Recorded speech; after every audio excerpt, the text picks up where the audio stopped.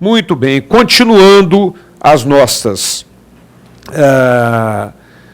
limitações, continuando os nossos exercícios a respeito dos módulos competência tributária e tributos, nós vamos para a nossa questão 13 do material que vocês têm aí. Vamos lá.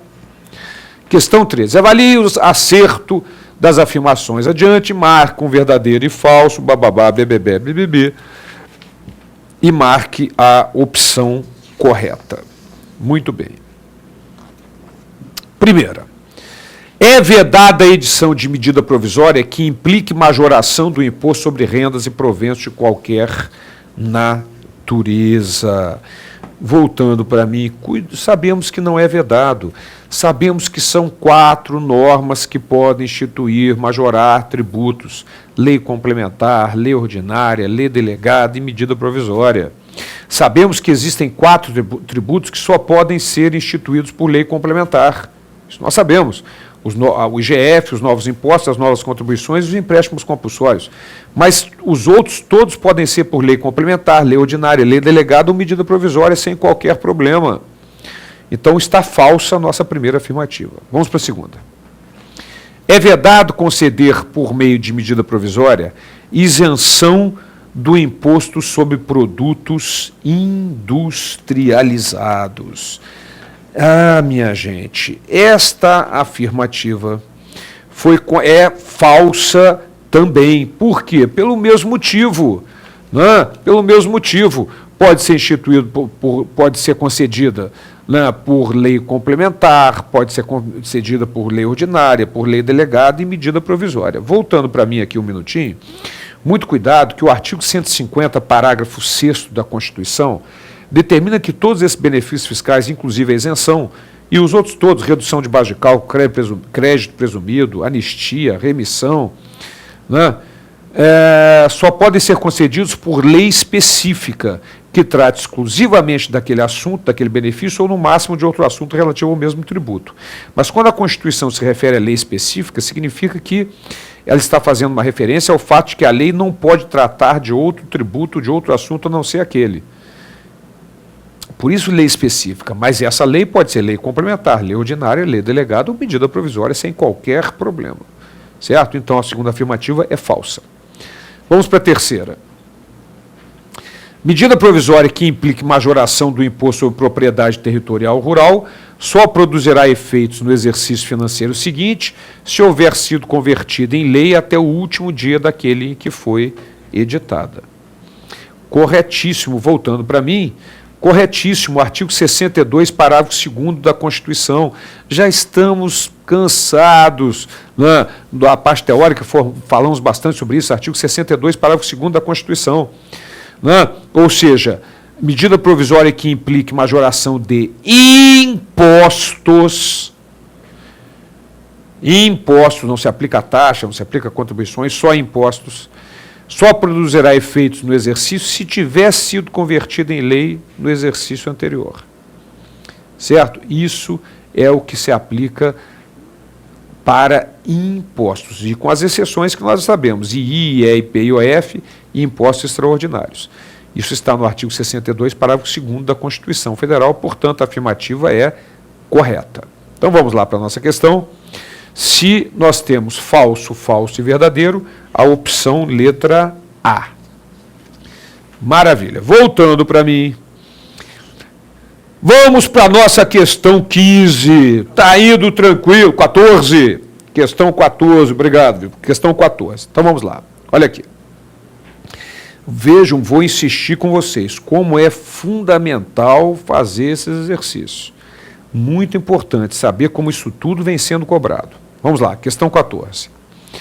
A Constituição Federal atribui competências tributárias aos estados e cria limites a essas mesmas competências. Entre esses limites encontram-se os princípios tributários e as imunidades.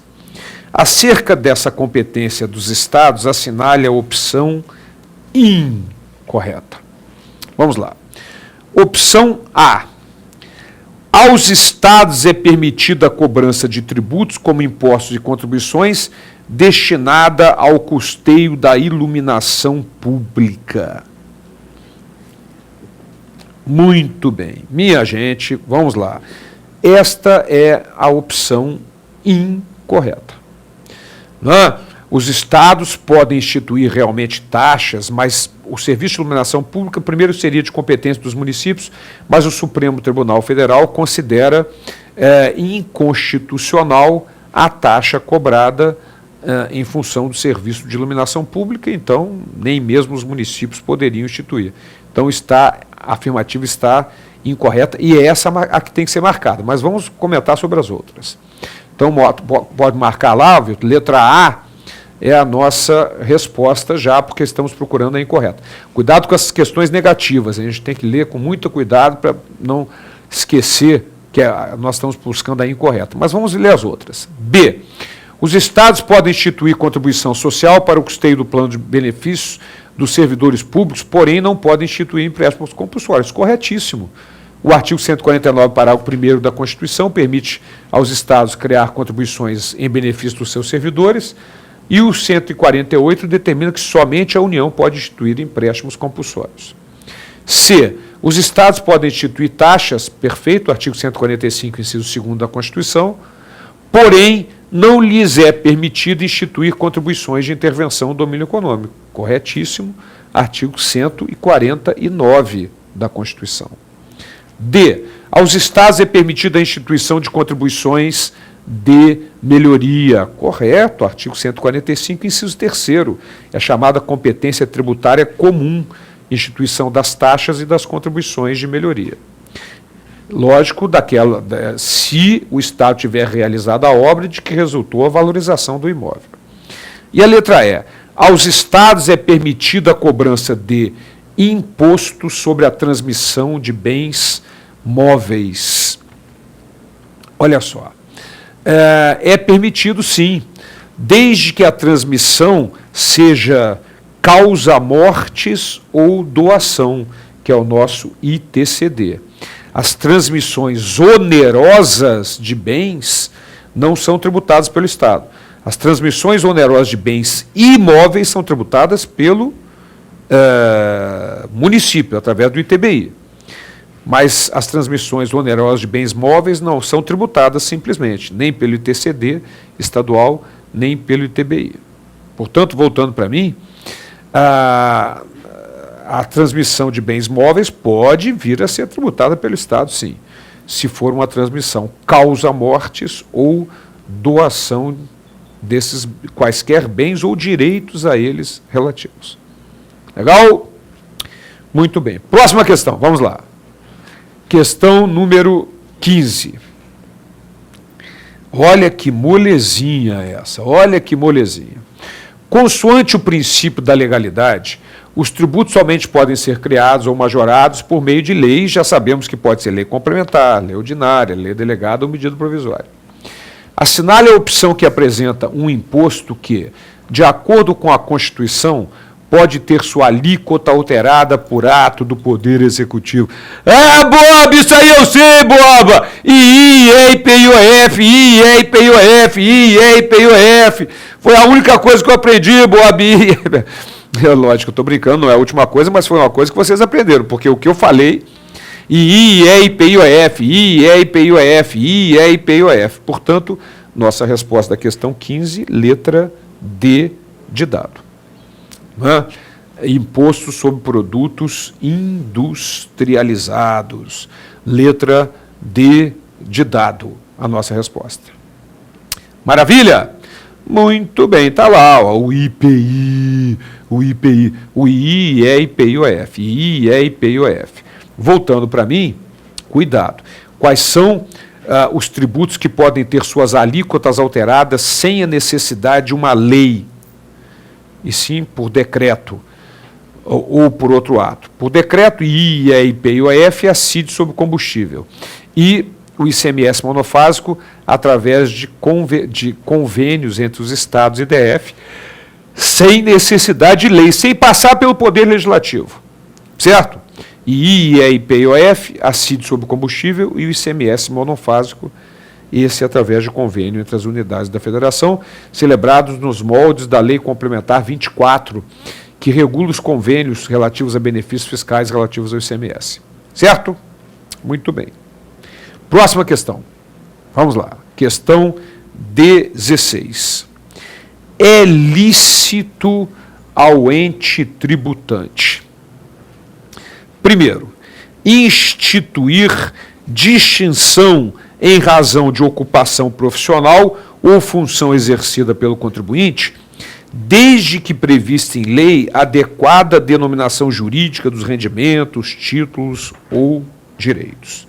Voltem para mim, minha gente, é vedado princípio da isonomia no direito, né, tributário, artigo 150, inciso 2º da Constituição Federal. Então, princípio da isonomia no direito, está lá, artigo 150, inciso 2º, é vedado instituir tratamento tributário desigual entre contribuintes que estejam em situação equivalente. Cuidado, o princípio da isonomia no direito tributário brasileiro não é dar tratamento tributário idêntico para todo mundo, absolutamente. É dar tratamento tributário idêntico para aqueles que estejam em situação equivalente. Maravilha. Então, este é o princípio da isonomia e, portanto, a nossa primeira afirmativa não está correta. Vamos para a segunda. É lícito ao ente tributante cobrar tributos em relação a fatos geradores ocorridos antes do início da vigência da norma jurídica que houver instituído ou aumentado, desde que expressa a lei que os tenha previsto. Voltando para mim, minha gente, o princípio da irretroatividade do artigo 150, inciso 3º, a linha A, que veda a cobrança de tributos de lei que majore ou crie impostos. Com relação a fatos geradores anteriores à vigência dessa lei, o princípio da irretroatividade é um dos raríssimos princípios para o qual não há absolutamente nenhuma exceção. Absolutamente nenhuma exceção. Em hipótese alguma, uma lei que institui ou majora um tributo pode retroagir à sua vigência. Não há absolutamente nenhuma exceção, mas muito cuidado. Eu insisto com vocês, os princípios da irretroatividade, da anterioridade, da noventena, que são os artigos 150, inciso 3º, alíneas A, B e C, se aplicam tão somente para aquela lei que institui ou majora um tributo. Legal? Vamos adiante. Próxima afirmativa: é lícito ao ente tributante estabelecer limitações ao tráfico de pessoas ou bens mediante cobrança de pedágios interestaduais ou intermunicipais pela utilização de vias conservadas pelo poder público. Isso está corretíssimo. Letra C, pode marcar lá para nós, Vitão? Olha lá, ó. Letra C está lá, ó, porque o artigo 150, inciso 5º da Constituição Federal, determina que é vedado à União, Estado, Distrito Federal e Município limitar o tráfico de pessoas ou bens através da cobrança de tributos interestaduais ou intermunicipais, mas permite a cobrança do pedágio pela utilização de vias conservadas pelo poder público, que o faz atualmente através de concessão ou permissão. E, portanto, o pedágio hoje tem natureza de tarifa ou preço público, porque você não paga ao poder público, você paga à concessionária ou permissionária do serviço público. Então, mas vamos ver as opções outras, as opções D e a E. D. É lícito ao ente tributante cobrar imposto no mesmo exercício financeiro em que haja sido publicada a lei que o instituiu ou aumentou. Este é o princípio da anterioridade. Mas voltando para mim aqui um minutinho, não vamos esquecer das exceções. IEIP e IOF, os empréstimos compulsórios, quando instituídos por calamidade pública, guerra externa ou sua iminência, os impostos extraordinários, assíduo sobre o combustível e o ICMS monofásico. Legal? Vamos para a última. Letra E.